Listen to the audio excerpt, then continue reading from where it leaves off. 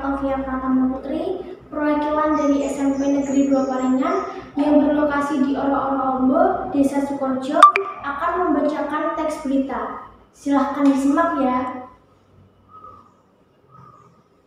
Halo, apa kabar saudara?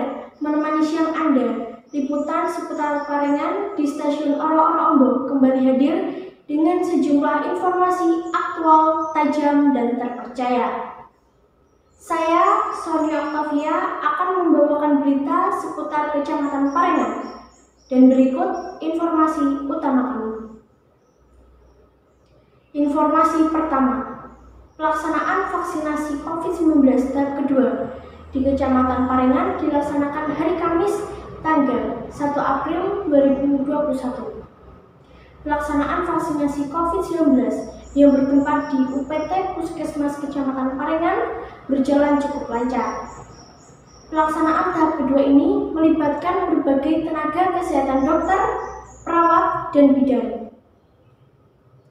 Sasaran penerima vaksin tahap kedua ini meliputi instansi di lingkungan pemerintah Kecamatan Parengan, di antaranya dari tenaga pendidik dan kependidikan yang sebelumnya sudah menerima vaksin tahap pertama yang dilaksanakan pada hari Rabu tanggal 17 Maret 2021.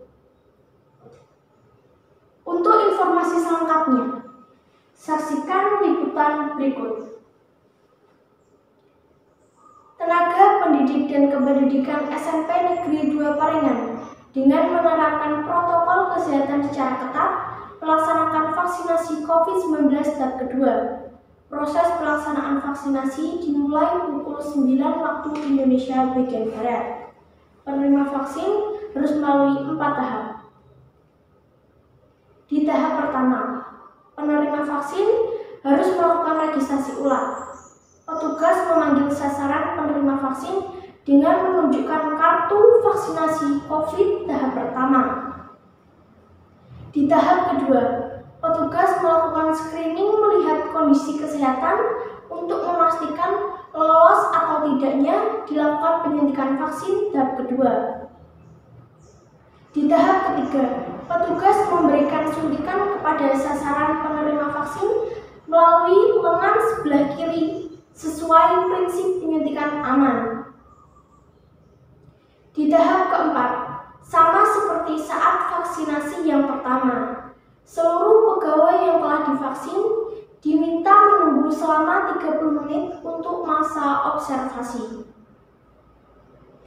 Dalam kegiatan vaksinasi ini, tidak lupa 1 unit ambulans pun disiagakan untuk mengantisipasi jika ada penerima vaksin yang memerlukan penanganan lebih lanjut.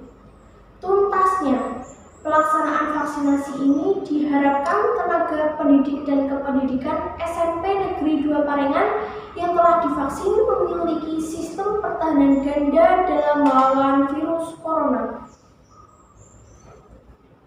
Kita beralih ke SMP Negeri 2 Parengan. Ujian Satuan Pendidikan atau USP adalah salah satu dasar untuk menentukan kelulusan siswa. Para guru akan menilai kemampuan siswanya melalui berbagai ujian. Salah satunya adalah ujian Satuan Pendidikan. Kegiatan USP ini dalam rangka implementasi Merdeka Belajar. Pelaksanaan ujian Satuan Pendidikan USP siswa SMP Negeri 2 Parengan dilaksanakan secara luring dengan protokol kesehatan yang ketat.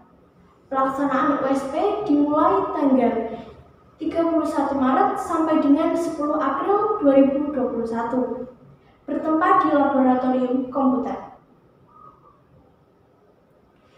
Saksikanlah liputan berikut. Tidak terasa, proses pembelajaran kelas 9 di era pandemi ini telah berakhir. Hampir setahun, guru dan siswa melaksanakan pembelajaran jarak jauh atau PJJ. Siswa belajar dari rumah berbekal paket data internet dan HP. Semua dilaksanakan secara daring. Setahun nyaris tidak saling bertatap muka di sekolah. Sesuai instruksi kursi Dinas Pendidikan Kabupaten Tuban. USP dilaksanakan di sekolah secara luring. Siswa datang ke sekolah sesuai jadwal yang ditentukan. Para siswa memakai seragam sekolah yang selama setahun tidak pernah dipakai. Siswa masuk ke laboratorium komputer dengan mematuhi protokol kesehatan. Sebelum memasuki ruangan, siswa harus melalui pengukuran suhu dengan alat termogan. Siswa mencuci tangan dengan sabun dan air yang mengalir yang sudah disediakan. Mereka wajib memakai masker. Apabila mereka tidak memakai masker, mereka membeli masker yang sudah disiapkan oleh sekolah.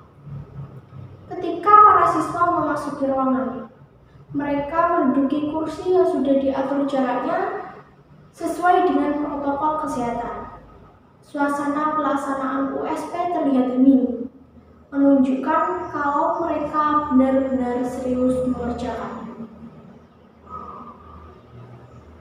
Kita ke informasi terakhir.